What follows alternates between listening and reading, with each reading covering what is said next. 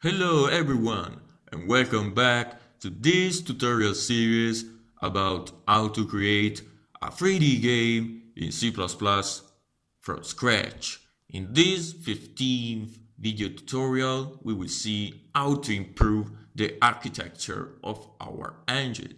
In particular, we will see why and how we have to redesign our graphics engine in order to have a render system, and also we will introduce a bit of resource management, talking about the RAII principle and how to create and handle the exceptions. As always, we will face three main parts: requirements, design, and implementation of all the necessary things to improve the architecture of our engine.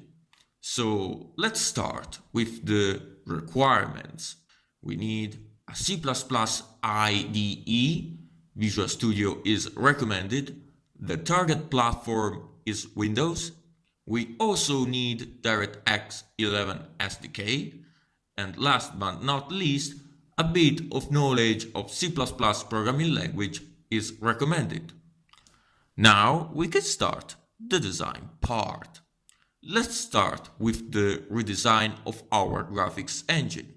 The redesign is necessary because we are relegated to the graphics engine the management of the functionalities and resources of a graphics API, management that should be handled by its specific subsystem that is called RenderSystem. So let's see what is more deeply a render system. A render system is a system whose main purpose is to handle and provide all the functionalities made available by a graphics API, like DirectX, Vulkan, Metal, and so on. So, through it, we can make draw calls, handle all of its resources like vertex buffer, index buffer, shaders, and so on. At this point, a question comes spontaneously. Why we need to separate these functionalities into another system? The main reason is that it's a good practice to follow the single responsibility principle that states that every module, class, or function should have responsibility over a single part of the functionality provided by the software, and that responsibility should be entirely encapsulated by the class, module, or function. In our case, the render system has the responsibility to handle all the functionalities of a specific graphics API. The graphics engine instead has the responsibility to handle and create all the objects, resources that stay on top of them. That can be, for example, static model, animated model, cameras, scenes, and so on. I've said on top because these objects, like a static mesh, will depend on resources like vertex buffer, index buffer, and so on. Very well. In order to apply these changes, we will have to create a render system class. And here we will move all the methods we have added so far in the graphics engine. At the end, the class diagram will be like what is shown in the image. Very well. Now we will talk about resource management. In C++, resource management is a really important topic that includes a set of rules to follow in order to handle correctly our resources and consequently the memory. So let's start to discuss about what is a resource. A resource is basically an instance of a class allocated in the memory that can represent whatever we want. In our case, today we will have to deal with resources like vertex buffer, index buffer, constant buffer, and in general all the resources created by RenderSystem. When we have to deal with resources, a first good practice is to follow the so-called RAII principle. The RAII, or Resource Acquisition is Initialization, is a principle that states that resource allocation or acquisition is done during object creation by the constructor, while resource deallocation or its release is done during object destruction by the destructor. Using RAII principle allows us to ensure that the resource initialization and release logic is done once during its lifetime. For example, let's take our constant buffer. Here the initialization logic is done through the load method.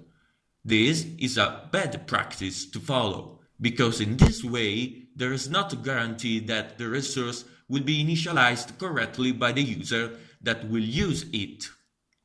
Indeed, when we create it, we can call, for example, the update method or release method without calling the load method where the initialization logic is placed, making arise errors and exceptions. This kind of error-prone way can be totally avoided moving the initialization logic to the constructor. But why exactly into the constructor? Because we know that the constructor method is always called when the class is allocated, ensuring us in this way a resource that is both allocated and initialized, to call its methods in a more safe way, and to avoid errors due to failure initialization. And because of these facts, that applying RAII principle allows us to write exception-safe code. Let's talk about the release. Here we have another problem. We make a delete this instruction inside our classes. This approach has been used so far in order to simplify the resource management, but it's a terrible bad practice. In general, a good rule is that the resource, so an instance of a class, should be deallocated by the class, method, function, module, etc. that allocated it. So in our case, vertex buffer, index buffer, and so on should be deallocated by the render system. But we will use another more modern approach based on smart pointers that we will face in the next tutorial. Very well, the same approach used for initialization can be applied to release by moving the release logic to the destructor, removing the delete this instruction. At the end, we will remove load and release method to our resource. In this way, the RAII principle will be finally applied. Very well, now there is another problem to face: the handle of errors that can arise during the execution of our game. There are many ways to handle errors. The most simplest one is to return an error code by writing a method that returns, for example, a Boolean value like false if something has gone wrong, or true if everything has gone fine. This is the practice we have used so far in our code for initialization and release logic. The other one is by throwing exception. That is a more modern approach. But what is an exception? Exception can be an integer value with an error code, an exception object with more attributes, and so on, thrown when an error is arised. Exceptions are handled in this way. As first thing, we add a try block. In this block, we insert all the code that could generate exception. Immediately after it, we add a catch block, where instead we actually handle the exception. In our case, we will insert the allocation of a resource, for example, constant buffer, by calling new. During the allocation, the constructor is called. In the constructor, if something goes wrong, instead to return a Boolean value, like we have done so far, we have to throw an exception in this way. We will use the standard exception where we can pass a string with description of the error. When the exception is thrown, it is caught and handled by the catch block. The best thing here is that when an exception is thrown during constructor call and it is handled by a catch block, the destructor of our resource is called automatically for us. So far, so good. Now we can start the class diagram. The class diagram will change from this to this. It's arrived the moment to start the implementation. As first thing, let's create a new filter and let's call it RenderSystem.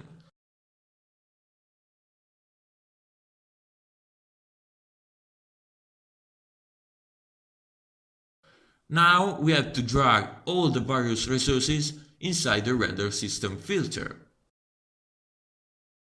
Very well. At this point, we can start to create the RenderSystem class.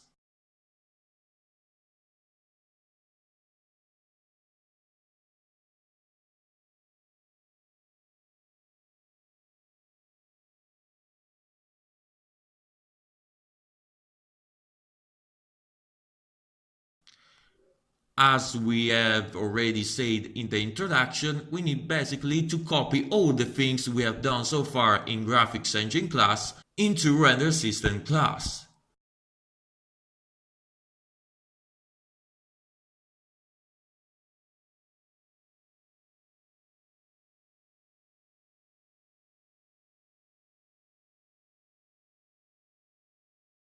Well, now let's change Graphics Engine in RenderSystem.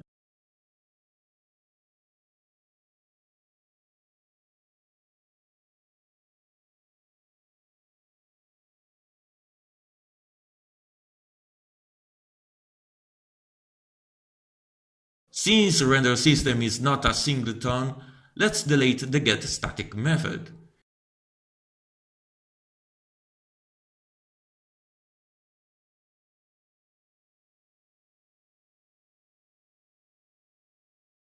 In the C++ file, let's change all the occurrences of Graphics Engine in RenderSystem.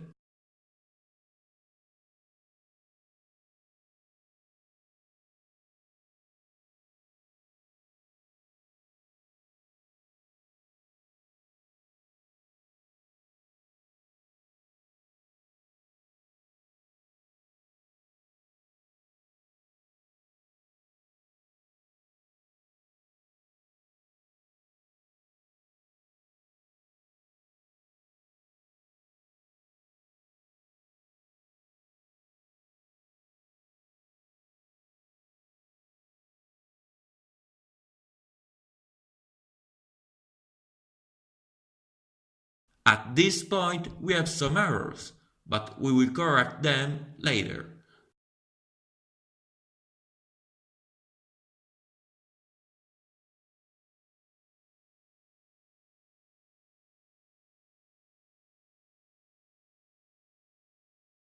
Now we can create a prerequisites header file.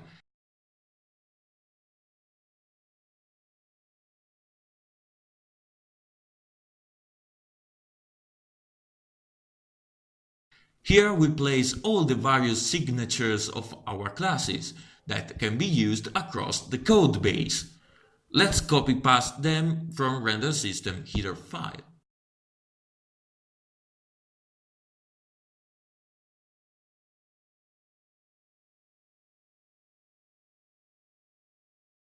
At the end, let's add the RenderSystem and Graphics Engine class signatures.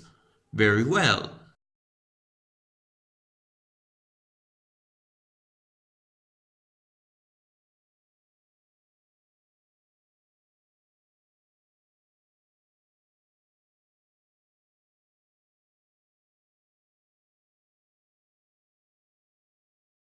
As a next step, we have to include the prerequisites header file to all our classes, removing the signature used previously.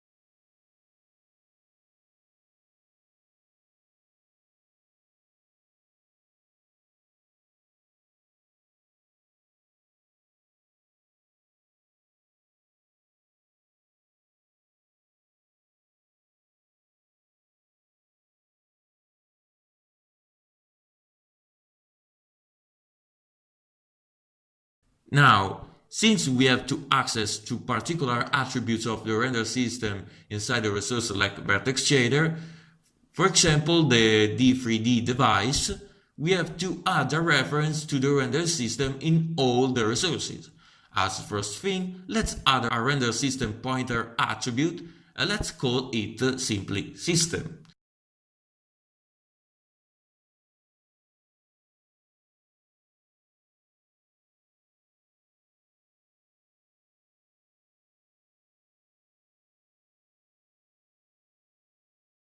Then we can copy paste it to all our resources.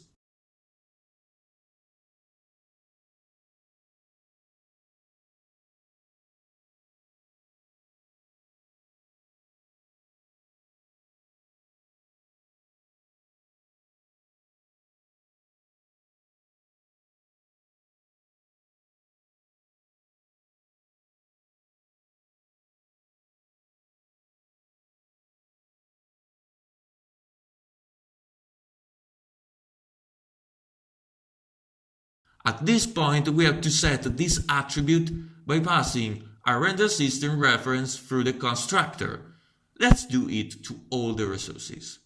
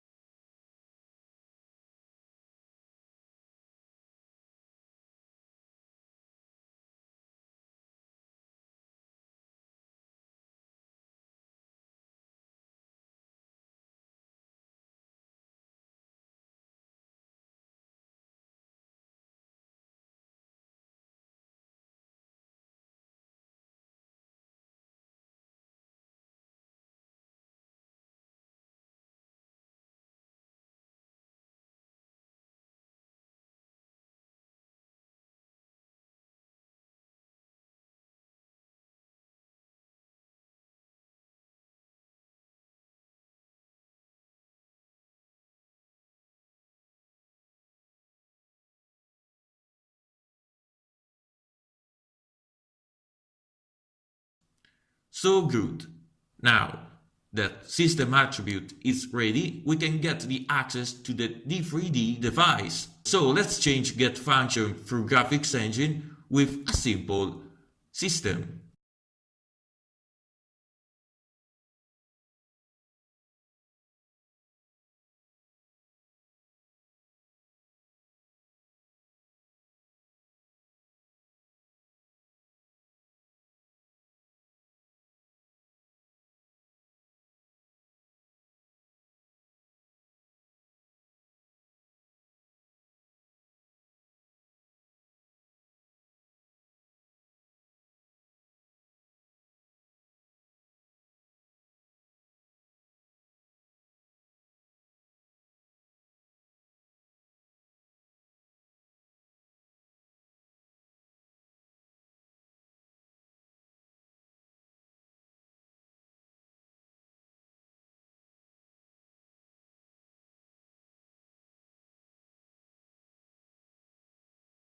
Perfect. Let's come back to RenderSystem, and here now we have to pass to all the constructor of our resources the reference to render system, and so let's pass simply these.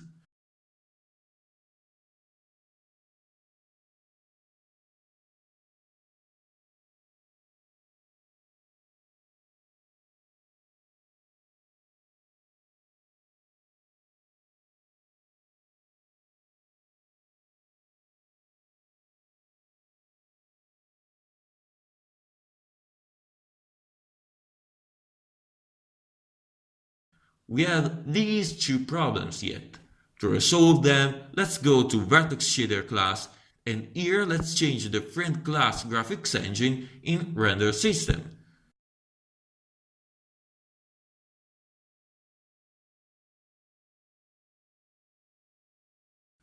Let's do the same for Pixel Shader.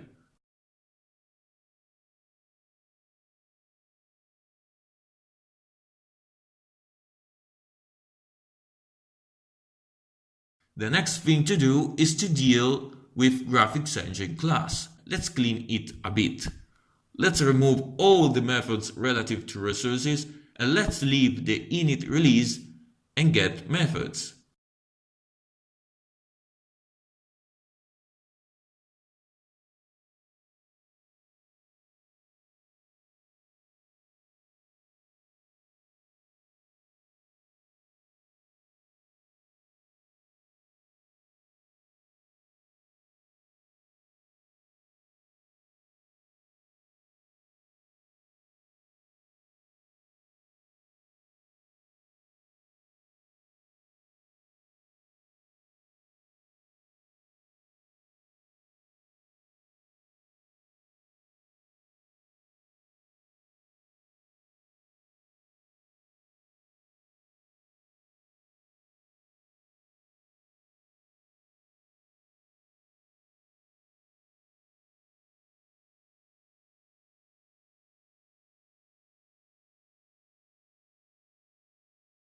Here we don't have to do nothing but add a reference attribute to RenderSystem.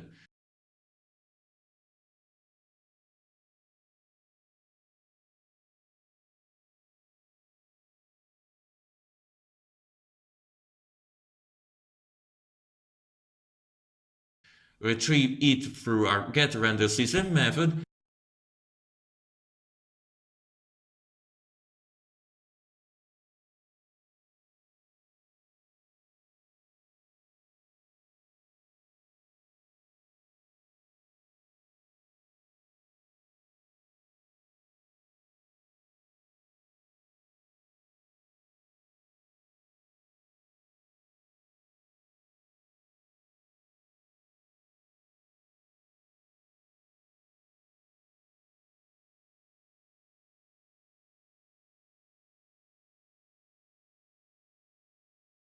and then instantiate it in the init method.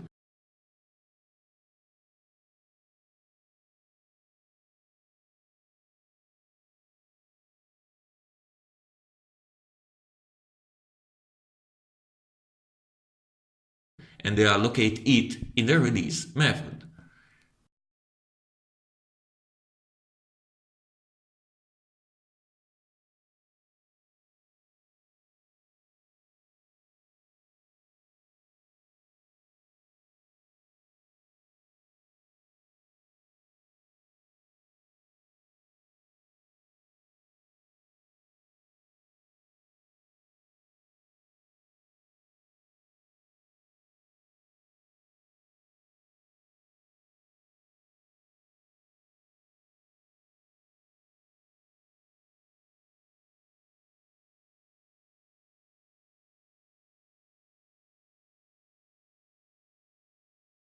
Now let's go to app window, and here we can start to append after the get methods of graphics engine a get render system to all the occurrences.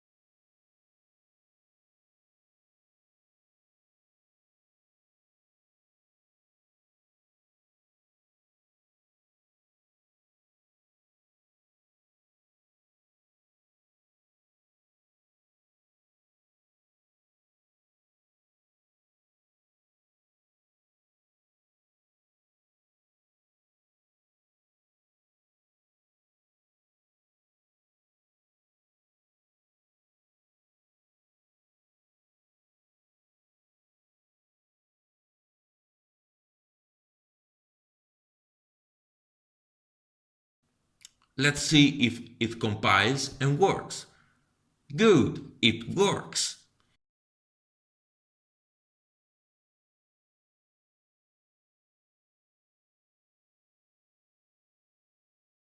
In this part, we will apply the RAII principle and we will add and handle the exceptions. As first thing, let's apply RAII to constant buffer class. Here, the load method contains all the initialization logic. So let's move all its parameters to the constructor. And now we can delete the load method. Same thing for release method. In the C++ file, let's move again the various parameters and the code of load method into the body of constructor. Here we checked if the buffer was already initialized, because the load method could be called more times. Now, since we know the constructor is called only once, we don't need it anymore, so let's remove it. There is another problem. Here we can't return anything. So the only way to warn who instantiate it is by throwing exception. Let's include and add it by replacing the return false instruction.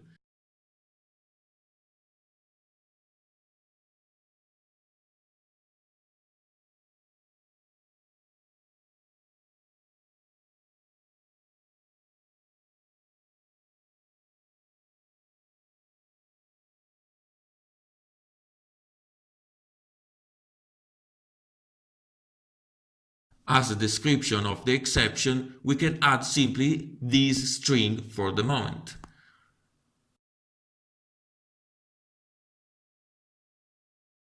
Return true is not more necessary, so let's remove it. Let's do the same thing for release. Here we don't need delete this anymore, because the delete should be done somewhere else but not internally by the class itself. So we will simply release the reference to the constant buffer. Let's remove the release method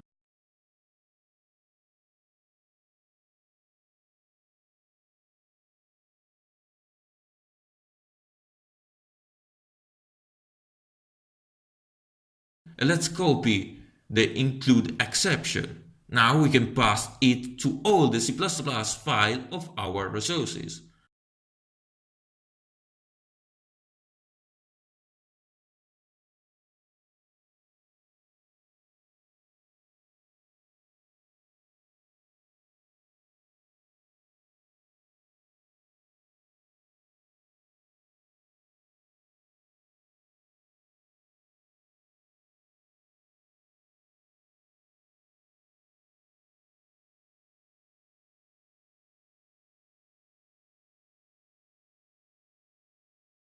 After this, we can start to apply the RAII principle to all our resources in the exactly same way we have done with constant buffer.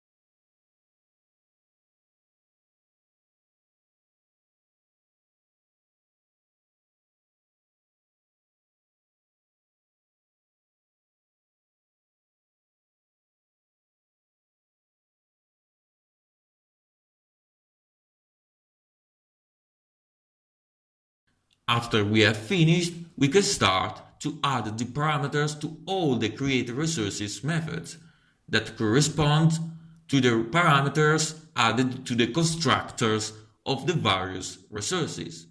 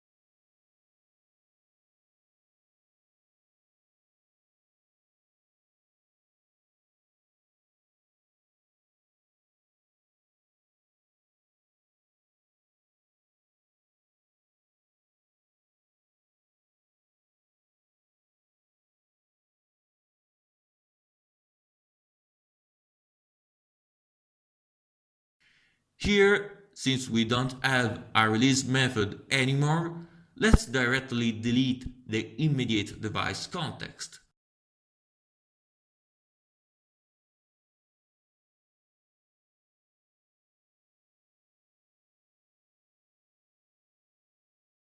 At this point, let's pass all the parameters to the constructors of our resources.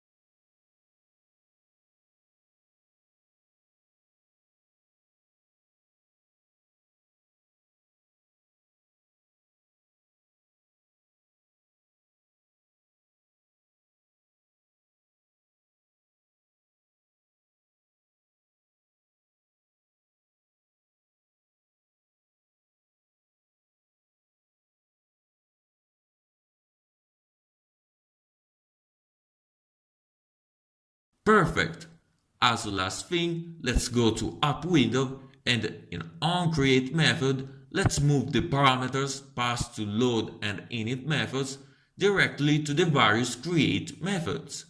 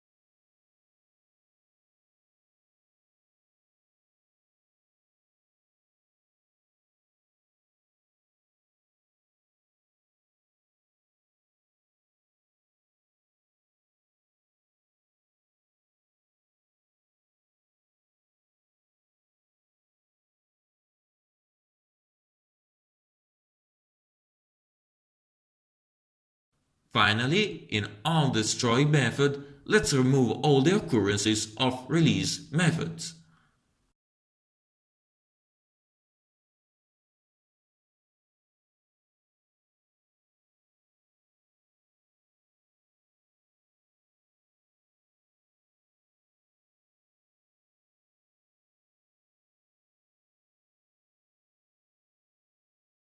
Let's try it out.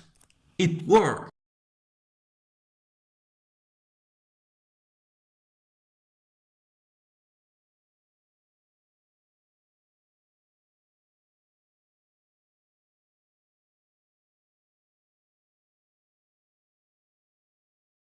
Third part, handle exception with try catch.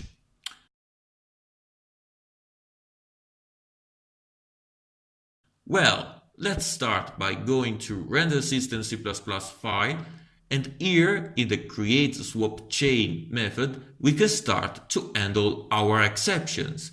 So we can start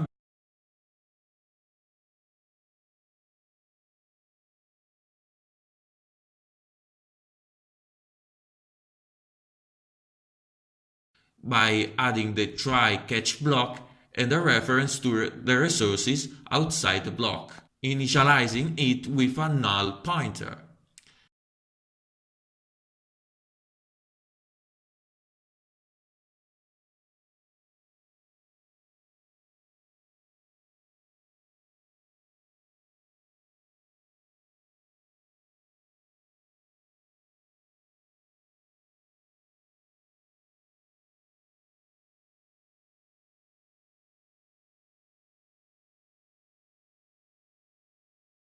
As we have already said in the introduction, if an exception is thrown and catched, the destructor is called automatically and the pointer is not touched.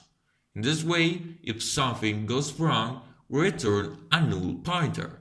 Let's apply the same thing with the other resources.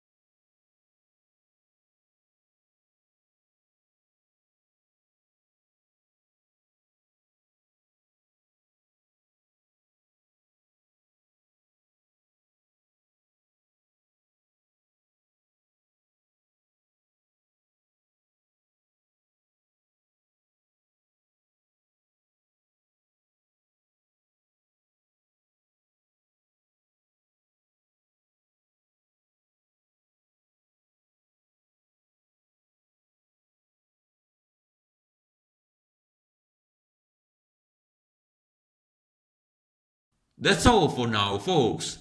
Today we have improved our engine architecture, adding render system and applying the RAII principle and exceptions. The next time we will talk about smart pointers. I hope you enjoyed this video. See you soon. Thanks for watching.